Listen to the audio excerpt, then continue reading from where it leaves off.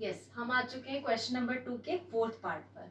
यहाँ पर क्या दे रखा है, a train travels a distance of 480 kilometre at a uniform speed. If the speed had been 8 km per hour less, then it would have taken 3 hours more to cover same distance. We need to find the speed of the train. अब यहाँ पर क्या दे रखा है कि एक train 480 kilometre के डिस्टेंस को यूनिफॉर्म स्पीड पर कवर कर रही है, ठीक है। लेकिन अगर उसकी स्पीड हमने कम कर दी, कितनी कम कर दी, 8 किलोमीटर पर आवर कम कर दी, तो जाहिर सी बात है स्पीड अगर कम हो गई तो हमें कहीं भी पहुंचने में ज्यादा टाइम लगेगा, ठीक। तो यहाँ पर कितनी देर लगेगी ट्रेन को पहुंचने में, अगर स्पीड कम कर देते हैं तो 3 आवर्स ज्यादा लगेंगे। सबसे पहले हमको यहाँ पर बोला है कि we need to find the speed of the train. तो जो चीज फाइंड करनी रहती है उसको क्या कर लेते हैं, एक्स मान लेते हैं। तो यहाँ पर भी हम यही करेंगे। Let the speed of the train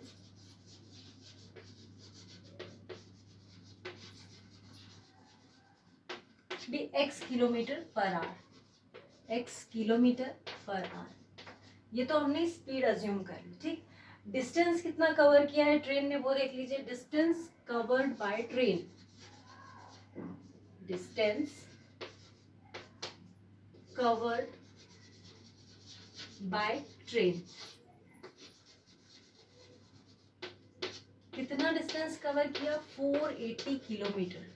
अब यहाँ देखिए स्पीड भी है, डिस्टेंस भी है, तो क्या निकाल सकते हैं, time. Time taken by train. अब टाइम को हम ऐसे टी लिख सकते हैं कि टी टाइम ट्रेवल किया। टाइम का फॉर्मूला क्या हो जाएगा, डिस्टेंस अपॉन स्पीड, ठीक है। टाइम का फॉर्मूला हो जाएगा डिस्टेंस अपॉन स्पीड। डिस्टेंस क्या दे रखा है इस सिचुएशन में, 480 किलोमीटर, और स्पीड को हमने मान लिया x kilometre, sorry x kilometre per our, ठीक। अब यहाँ पर आ जाता है, फर्स्ट पार्ट तो हमने लिख दिया। नेक्स्ट चीज क्या दे रखी है कि जैसे ही स्पीड कम होगी तो टाइम में क्या क्या चेंजेस होंगे वो देखिए। इफ द स्पीड डिक्रीजेस, अगर स्पीड कम होती है तो इस इक्वेशन में क्या क्या चेंजेस होते हैं ये देखिए। हमारी इक्वेशन थी उसमें क्या क्या चेंजेस आएंगे ये देखेंगे हम। तो 480 अपॉन x था, ठीक है। तो यहाँ पर स्पीड क्या हुई, कम हुई। कितनी कम हुई, 8 किलोमीटर पर आवर।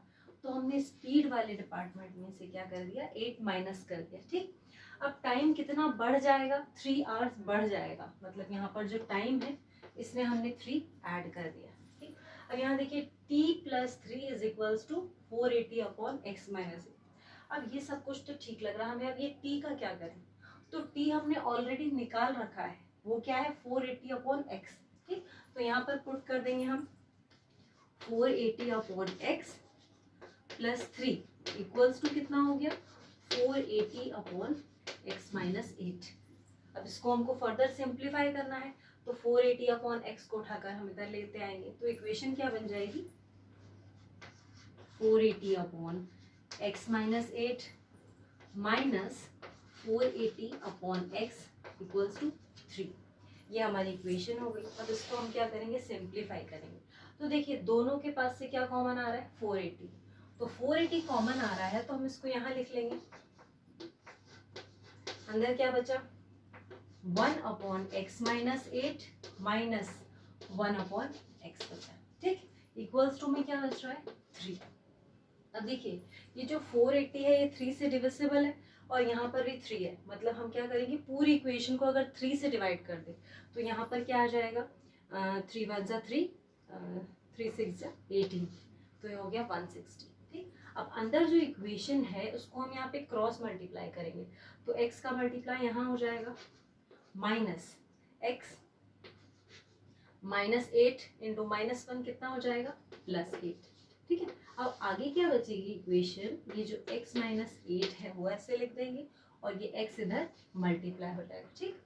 3 से हमने पूरी इक्वेशन को डिवाइड कर दिया था तो यहाँ पर क्या बच जाएगा, सिर्फ 1। अब यहाँ देखिए x माइनस एक्स कितना हो गया, 0। अब इक्वेशन में बच गया 160 into 8 upon x minus 8 into x, ठीक है। ये हमारी इक्वेशन बन गई, इक्वल्स टू हो गया 1। अब ये जो x माइनस 8 इंटू एक्स है ये यहाँ पे मल्टीप्लाई हो जाएगा, तो हम क्या लिखेंगे x माइनस 8 इंटू एक्स। ठीक है, अभी जो 160 है ये अंदर मल्टीप्लाई हो जाएगा, तो क्या हो जाएगा 1280।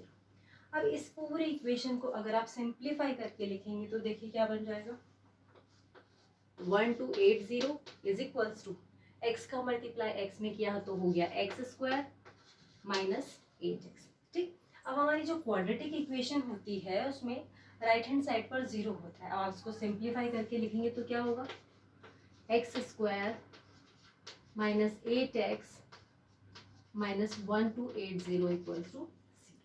ये हमारी इक्वेशन हो गई। ठीक है, रिक्वायर्ड क्वाड्रेटिक इक्वेशन। इसके साथ में हमारी ये एक्सरसाइज खत्म होती है। अब हमको नेक्स्ट एक्सरसाइज देखनी है नेक्स्ट वीडियो में। ओके।